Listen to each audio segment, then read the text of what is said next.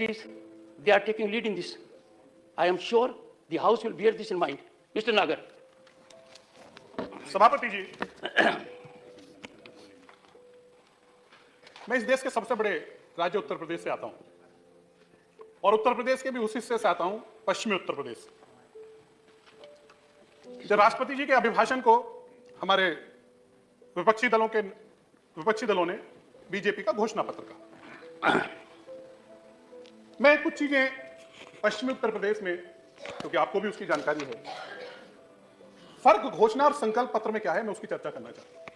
क्योंकि मोदी सरकार संकल्प लेती है, उसे पूरा करती है, और जो यूपीए सरकार थी वो घोषणा करती थी, उसे पूरा नहीं करती। इसका मैं उदाहरण कुछ उदाहरण देना चाहता हूं, और इसका उदाहरण इसलिए देना चाहता हूं, मैं वेस्ट यूपी से आता हूं, नोएडा से हूं मैं, मेरठ उससे जुड़ा हुआ है। दिल्ली मेरठ एक्सप्रेसवे कब सैंक्शन हुआ?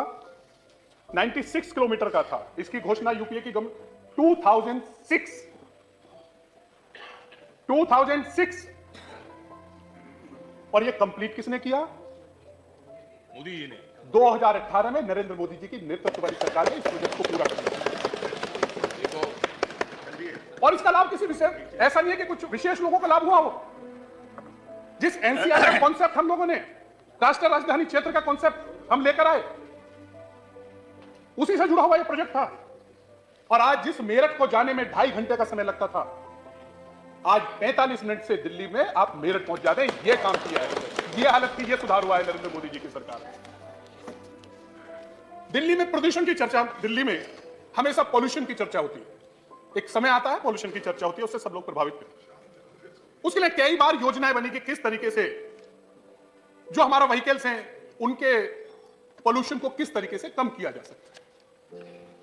उसके लिए योजना बनाई कि जो ट्रक्स हैं, जो हैवी ट्रैफिक है, हैवी व्हीकल्स हैं, उनको दिल्ली में उनकी एंट्री नहीं होनी चाहिए, और उनके लिए एक ऐसा रोड बनना चाहिए कि जो दिल्ली में एंटर भी ना हो और दिल्ली के बाहर से निकल जाए, जिससे दिल्ली की जनता को इस प्रदूषण से मुक्ति मिल सके। उनके लिए ईस्टर्न पेरिफेरल, जिस क्षेत्र से मैं आता हूं, गौतम बुद्ध नगर, नोएडा, वहां से भी वो होकर गुजरता है।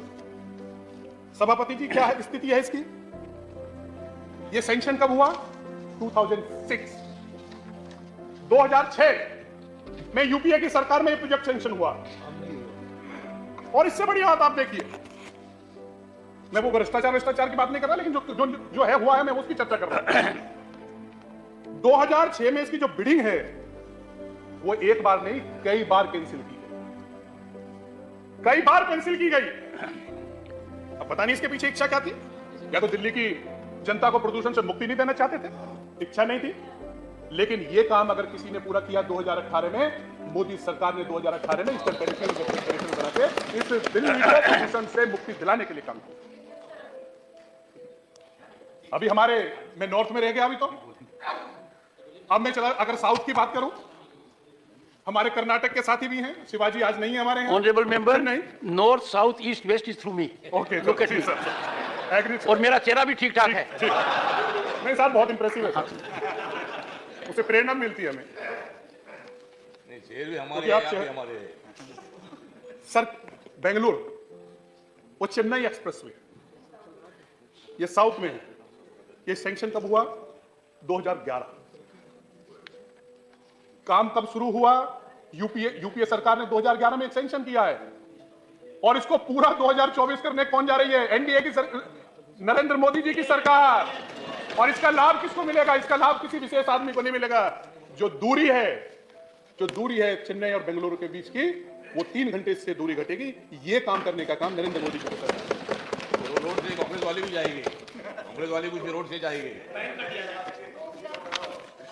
मेरे पास और अटल टनल की हम बात करें, अटल टनल के प्रोजेक्ट किसने बनाया? आप लोगों ने सपना देखा, घोषणा की, लेकिन पूरा किसने किया सर? पूरा किया नरेंद्र मोदी जी की सरकार ने। यह फर्क है दोनों में, घोषणा और संकल्प में, जिसकी मैं चर्चा करना चाहता हूं। अगर आप चले जाएं भूपेन हजारिका सेतु, अगर आसाम पहुंच जाए आप, किसने सैंक्शन किया? यूपीए ने सैंक्शन किया 2003 सर, 2003। और कंप्लीट किसने किया? नरेंद्र मोदी जी के नेतृत्व वाली सरकार ने 2017 में से पूरा करने का काम किया। ये तक कुछ नहीं हुआ, ये भी बताओ।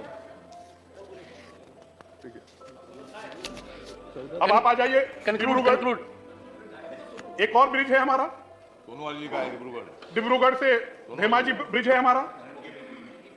अच्छा, हाँ, ये अच्छे से बता सकते हैं। कुछ नाम लेने में थोड़ा मुझे प्रोनाउंसिएशन हो सकता है, उसको नहीं कहती हो। लेकिन सर स्थिति क्या थी? ये प्रोजेक्ट सैंक्शन कब हुआ? ये प्रोजेक्ट सैंक्शन हुआ 1997 और इसको पूरा किसने करा? इसको पूरा नरेंद्र मोदी जी की सरकार ने 2018 में पूरा कर दिया। इससे फायदा क्या होगा? अभी हमारे मित्र बैठे हैं मनोज झा जी, बिहार को लेके दिल बड़ा होना चाहिए। सोच छोटी छोटी, सोच थोड़ा दिल बड़ा करो, सोच बड़ी करो, देश के लिए सोचो। हम तो रोड बड़ा कर रहे हैं। अगर मैं बात करूंगा, कोसी रेल ब्रिज महत्वपूर्ण प्रोजेक्ट था बिहार का। कब इनिशिएट हुआ? 2003। महत्वपूर्ण, मिथिला शायद वो जोड़ता है, वो मिथिला से दोनों को जोड़ने की दूरी कम करता है। बहुत महत्वपूर्ण ब्रिज है ये बिहार का। ये कंप्लीट हुआ कब? किसने किया है कंप्लीट? नरेंद्र मोदी जी ने। ये नरेंद्र मोदी जी की नेतृत्व वाली सरकार ने इस ब्रिज को पूरा करने का काम किया, बिहार को धोखा देने का काम।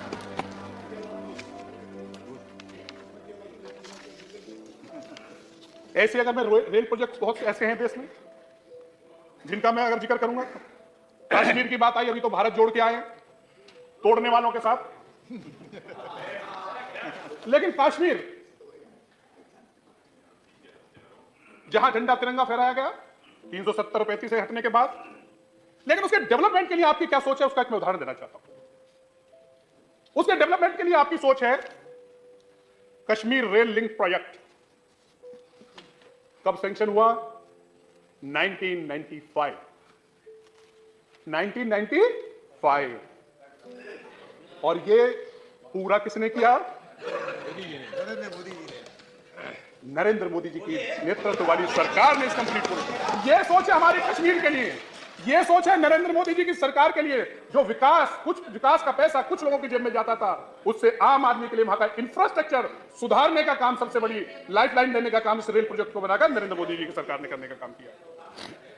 इसके अलावा फिर कर्नाटक में चले जाइए आप, बीदर कलाबुरी रेल लाइन है, 110 किलोमीटर की लाइन है। यह सैंक्शन कब हुई? ये हुई 2000। अटका रहा प्रोजेक्ट क्योंकि घोषणा थी। नरेंद्र मोदी जी की सरकार संकल्प लेती है और उस संकल्प को पूरा किया और 2017 में इस प्रोजेक्ट को पूरा करने का काम एनडीए की सरकार ने करने का काम किया। ये फर्क है हमारी।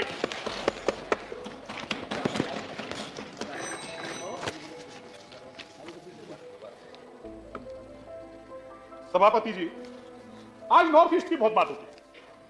नॉर्थ ईस्ट को हमेशा इग्नोर किया गया इस देश में। सिक्किम एयरपोर्ट जिसकी बात मैं करना चाहता हूं, जिक्र करना चाहता हूं। सिक्किम एयरपोर्ट सैंक्शन कब हुआ? 2008। और सिक्किम एयरपोर्ट को पूरा किसने किया?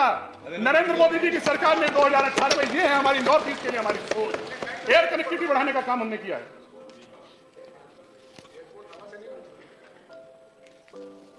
अगला उदाहरण मैं देना चाहूंगा, अगर एयरपोर्ट की आप बात करना चाहते हैं। सभापति जी, मैं उत्तर प्रदेश से आता हूं। कंक्लूड। एक दो विषय रख के मैं अपनी बात करता हूं। उत्तर प्रदेश। 1 minute conclude. अगर आप 1 मिनट कहेंगे तो फिर मैं आखिर में आ जाता हूं। एक विषय रखना चाहता हूं सभापति जी, कुछ योजनाओं का मैं जिक्र करना चाहता हूं, बाकी चीजें नहीं करना। शहरी आवास योजना का मैं जिक्र करना चाहता हूं, प्रधानमंत्री शहरी आवास योजना। मैं उत्तर प्रदेश के बुलंदशहर जनपद के गुलावटी में पैदा हुआ, वहीं मेरा घर है। मैं एक दिन 2019 का लोकसभा का चुनाव, एक अल्पसंख्यक कुछ लोग मुझसे मिलने आए, मेरे पड़ोस के थे। अल्पसंख्यक समुदाय से वो लोग थे और कह रहे थे कि एक व्यक्ति सड़क पे खड़ा होकर कह रहा है, वो अल्पसंख्यक समाज से था, कि मुझे मोदी जी को वोट दीजिए। मेरी भी उत्सुकता बढ़ी। मैंने पूछा कि भाई ऐसी क्या वजह है। मैंने उस व्यक्ति को बुलाया और उसके आसपास के जो लोग थे उस पर दबाव बना रहे थे कि तुझे मोदी जी को वोट नहीं देना। ये प्रेशर उसके ऊपर बना हुआ। कांग्रेस वाले थे, कांग्रेस वाले। मैंने सभापति जी, मैं उससे मिला और मैंने पूछा, तुम ईमानदारी से बतावे मुझे, मेरा पड़ोसी भी था वो, कि मैंने ईमानदारी से बतावे क्यों वोट देना चाहता। मैंने तो ऐसी भाषा में साधारण शब्दों में उससे पूछा। बोला सांसद जी वोट तो इसलिए दूंगा, मैं तो जीवन में कभी नहीं सोचा था मेरा घर भी बन सके, मेरा तो घर मोदी जी ने बनवाया इसलिए वोट दूंगा। अगर मैं आखिर की बात करूं, एक चीज फार्मर्स की इंफ्रास्ट्रक्चर जो हम लोगों ने क्रिएट किया, एफपीओ की अगर बात करूं, मैं जिस जनपद से आता हूं उत्तर प्रदेश के बुलंदशहर का एक जनपद में एक एफपीओ चलता है, 772 महिलाएं उससे जुड़ी हुई हैं। और आज उस जो एफपीओ है हमारा, वो उदाहरण है पूरे देश में।